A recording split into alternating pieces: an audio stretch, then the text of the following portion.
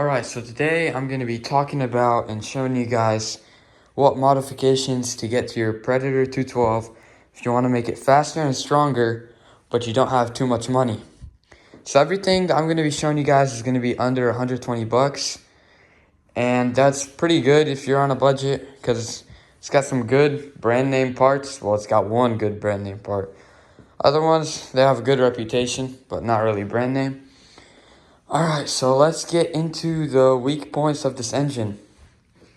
So the weakest points, like as in internals, it's going to be your flywheel, which is right here, your rod, which is like in there, and your valve springs, which are right here. Now let's talk about the flywheel first. The stock flywheel can maybe do 6,000 RPM, and then it'll blow up. Once it blows up, it could shoot into your leg because it's right, flywheel's right here, and your leg is right here. So that would not be good. Probably be very painful to have a chunk of metal fly into your leg while it's spinning at 6,000 RPM. All right, now onto the rod. Now the rod connects your piston to your crankshaft.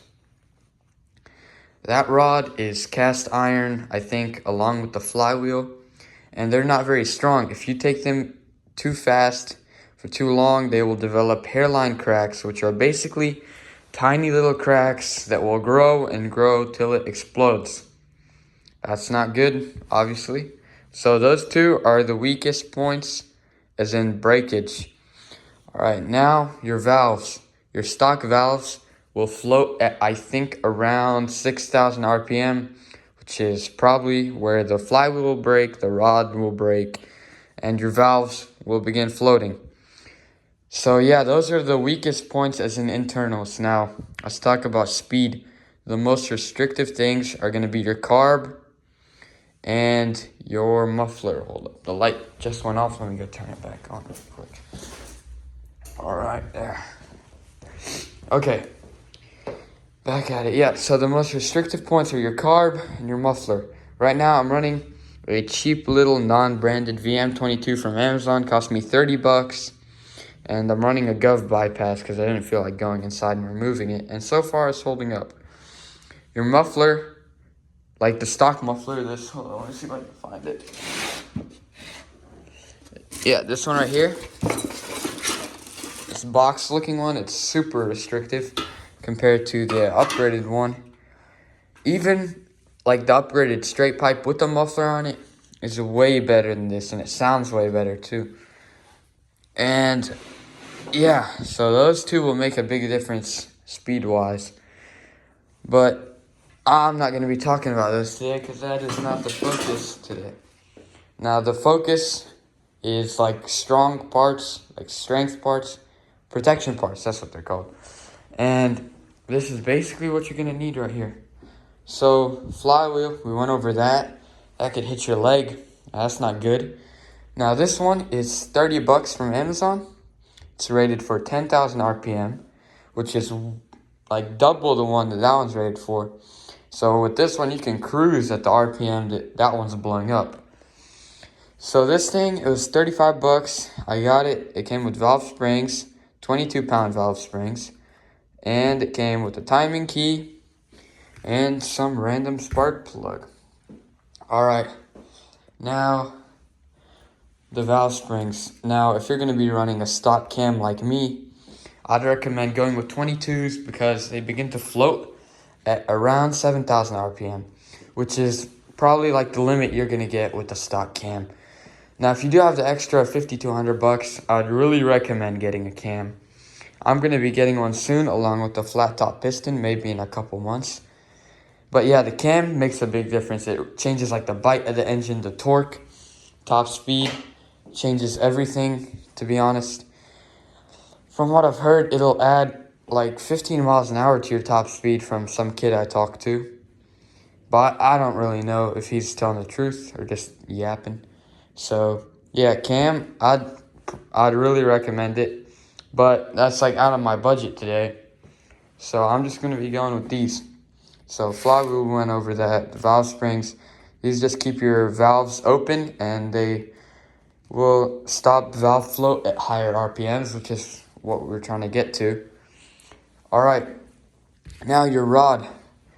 Now, if you're not going to be pushing your engine too much, I'd say the Amazon ones are fine. The little $60 ones, they're actually 35 bucks on eBay, which is a steal in my opinion. But Royal Jay-Z, he made a video on the Amazon one, and he doesn't really know if something in the engine blew up, but the rod could have, but the rod might have. So I'm not going to take the risk because this one is only 10 bucks more than the Amazon one.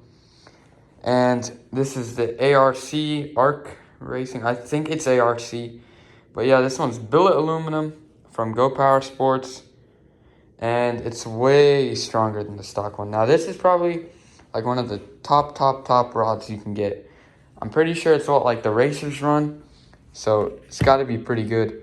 Now, the difference between this one and the stock one is that the stock one is, I think, forged or cast iron, something like that. This one's billet aluminum. Stock rod doesn't have bearings, I think. And this one does. So that allows a lot better like movement and like oil distribution. And this one, it just has like bigger holes right here for the oil to go into. And where is it? Yeah, it has like a scoop right here to scoop the oil. So yeah, it'll keep it cooler. It's a lot stronger and it's really shiny and looks cool. But you're not going to be able to see it because it's on the inside of your engine.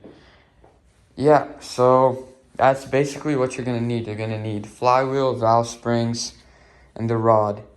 Timing key, I'm pretty sure it's good, but I don't know much about them, so I'm not going to talk about them because I don't want to say some wrong information. But yeah, if you don't got too much money, I'd go with that. Make sure to delete your oil sensor and your governor. And yeah, that's like a good 6,500 RPM setup. Now, if you're running the same gearing as me, got 10-tooth clutch, 42-tooth sprocket, that's around 65 miles per hour. Excuse me. That's around 65 miles per hour, which is plenty for a cruiser. I just cruise around town with this one. And sometimes go on some back roads and have some fun. But yeah, that's basically all you're going to need. Everything here is under 120 bucks. The valve springs, timing key, and the spark plug all came together. This whole thing right here came together for $35, which is a really good deal in my opinion. Jeez, excuse me. For the RPMs that this flywheel is capable of. And the rod, that's a necessity for sure. That one was $85 from Go Power Sports. I picked it up yesterday. 85 bucks after tax, just 75 before. Since I picked it up in store, it might be a little more because you guys might have to pay for shipping, depending on where you live.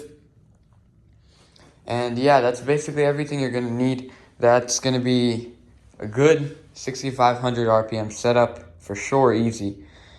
And yeah, that's it. Thank you guys for watching.